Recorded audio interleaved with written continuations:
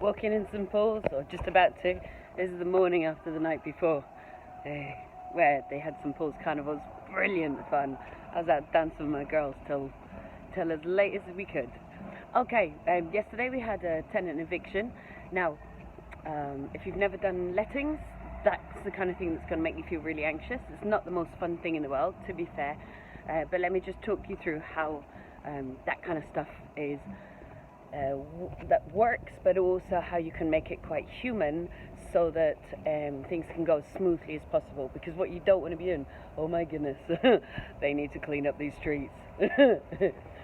I came home late and people, which is why you can hear the voice, and people were definitely having fun partying. Okay, so we had a tenant who wasn't paying. Now we actually got in touch with their mum because we issue county court proceedings, so we get a small claims court after 10 days of non-payment. We don't mess around. If you haven't paid your rent and we've given you 3 letters and numbers of texts and number of phone calls and number of emails and you still haven't paid your rent, we're simply going to pay kind of 40, 50 or 60 quid for excuse me, a small claims court, and we're going to put in a claim for the rent, which will end up, if they continue to not pay, with a county court judgment against them, which stays with them for 7 years. Now, in my experience, because we've got incredibly tight management of lettings, almost nobody continues to decide that they're going to try and get a place to live for free. They pay.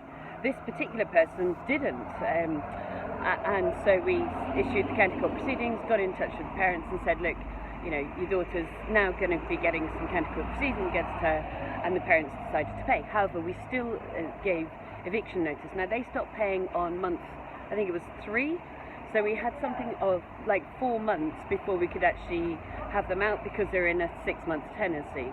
We stayed in touch with the parents the whole time, and we stayed in touch with the tenant the whole time. As it got closer to the eviction, and they continued to not to pay, and the parent ended up paying every single month. So they're not actually due as any rent, but we just don't want somebody who appears unable to understand the implication of, I've signed a contract, so I'm going to pay my rent. It's just, there's just no point, is there? So, as it got closer to the eviction, we were quite concerned that this person wouldn't necessarily move out, because they could choose that as an option because their behaviour was kind of heading that way anyway. So, we did a pre-inspection because the room was pretty messy, and it's fair to give them as much knowledge of how they get their deposit back as possible, because remember, the parents are actually paying for this one. And that pre-inspection then says, hey, you know, you failed on this, this and this, and this is what you need to do to get your deposit back. But what that pre-inspection also does is it allows human contact, because as you can imagine, the person's avoiding everything. They're pretending their mobile phone isn't theirs, which arises some funny moments when you speak to them and you recognise the voice and they're like, no, it's not me. It's like, kind of sounds like you, but you know, whatever. So it allows our handyman, who's a totally decent guy, to really have kind of some straightforward conversations to say, hey, you know, you're moving out, these are the arrangements, this is what we're going to do, da da da da da. What it means is that starts to go into their head that this isn't just on paper and I can just shut my eyes and pretend this isn't happening. There are physical people who are now in my space and talking to me about the arrangements for moving out. So it starts to crystallise and make it a little bit more real.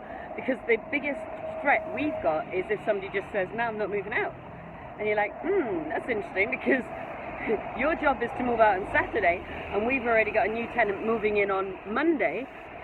So if you don't move out, what we have to do is take legal action against you on Monday, and that'll take weeks, if not months, to get you out. In the meantime, we're liable for someone else's living, you know, etc., etc. It's just a major hassle. So one of the things we like to do is actually continue to speak to the person and go visit the person and talk them through the root of what's happening and look at what we can do to help. So we then had our handyman actually go and work in the house, because we have many houses and we've got a full-time handyman. We always have a running list of jobs to do, so we decided to put that house as top of the list. It meant that he was also physically in the house. It meant there could be additional, decent, straightforward conversations. Again, going into the person's head, look, kiddo, you are moving out. There has been legal documents served on you, and here are the arrangements. Yesterday, the person started saying, I'll do anything, I'll stay, I need, what can I do to change it? And we're like, no, I'm sorry, you're moving out. We've served legal documents. We've actually seen behaviours that we really don't want to have around, suspicion of drugs and things like that. So our handyman continues to say, and she's going, what can I do? What can I do to stay? And so he uses me as the baddie, quite correctly, and says, look, he won't, but I'll lose my job if I let you stay. So you have to move out. You've got the legal documents, and it's just a reinforcing, because sometimes people don't want to look at a situation and take the reality. And by being human, and by talking, and by being alongside, and by reinforcing in a very respectful way, it eases the person to realizing, yeah, I got to move out. So then we had I can't move out today, I have to move out tomorrow. No, you're moving out today. Then we had I can't move out at 10 a.m, I need to move out at 2. No, you're moving out at 10. Now we knew she was never going to move out at 10, because there's always going to be a pushback, because people get annoyed that they're being evicted, no matter how decent you've been, because they don't appreciate that there's a reason why they got evicted, and they got evicted because they didn't pay their rent, or they behaved in ways that you thought, I can't have that in my house. And that certainly was this case. We had kind of concerns around drugs, and we certainly had no rent being paid, which then switched to the parents. So what we did, rather than get annoyed, because you could, I love this place, look, you could get really frustrated, and you could get emotionally involved. And I was actually running a workshop, so it was really cool for none of this is cool, but it was really cool for the guys who'd never managed tenants, because suddenly they're seeing the kind of flip side of lettings happen, which nobody really tells people about, but is real. So they need to know that this stuff happens. And they were seeing me not getting emotionally upset at all. We actually had a handyman there to move the person out at 10 a.m, knowing that was never going to happen. So we didn't book any other work for him that day, because we knew it was a full day's work. And then we had a backup of another member of our team going out there at 2 to reinforce the fact that this needed to happen. Now this is the reality of stuff. So what ended up happening is the person said they hadn't made any arrangements to live anywhere else, and they couldn't move out. So our other guy sat down and said, listen, you have to move out. You know it's going to get really serious if you don't. How would it be if I helped you find somewhere? So they spent a long time helping the person find somewhere else, then phoned up the person's mum. The person's mum paid for the new place. Both my handyman and my other team member spent hours helping the person move with the van and moving up 3 flights of stairs. So you could turn around and go, that's not your job. And it isn't. That's the reality of it. And it's not your job to be involved with parents and say, look, we've got some worries about this person, I really think you need to come and help them. It's not your job to kind of go out there multiple times. You've served papers, job done. But I think if you get to that stage, served papers, job done, what may happen is they decide not to move, and then you have to kind of go for the whole court proceedings, which takes ages. By being a bit more human, by helping, I was paying 2 people to move this person's stuff, obviously completely respectfully that they wanted it to happen. Basically, it just helped them move. You facilitate in the most respectful way possible somebody moving out. Because at the beginning of the day, I was thinking, sorry about the traffic, I was really thinking this is a 50-50 whether this person moves out or not. So I think what you see is the human side behind evictions.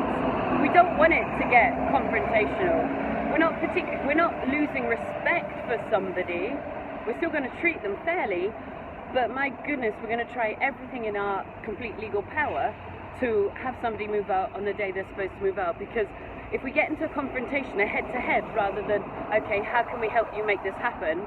You know it's got to happen. The legal docs have been served. There's going to be some serious ramifications if it doesn't happen. Then, to be frank, it's going to cost a huge amount more, and everybody's going to get into corners, and nobody's going to be speaking to each other, and there's no solution found. And it would be very traumatic for the tenant, I would think, and it would be very unfun for me. So, there you go. How real life evictions, where you can still work with the person, but my goodness, they just haven't got their shit together, pardon my language, and you really have to help them get to the point that they know that they're moving out. Is talking to them being around them, reinforcing the message in a human way as well as a paperwork way. Because at this point you've probably got tenants who aren't even opening their paperwork. So I ended up having to go to the house and actually pinning the notice on the door because I knew that the envelopes weren't being opened, so she wasn't even aware that there wasn't an eviction. So it's not a fun situation, but I think if you can be human about it and as helpful as possible, but still say, here are the boundaries, and we're not deviating from those boundaries because, well, we're not. It's just, we're not we're not the path of least resistance here. Our job is to be your landlord, not to do other parts in your life. Then at least you can get the job done with the least amount of fuss and the most amount of, I don't know if you'd call it respect, but the most amount of decency possible. There you go. One sad and sorry tale, but I'm now off for a run. See ya!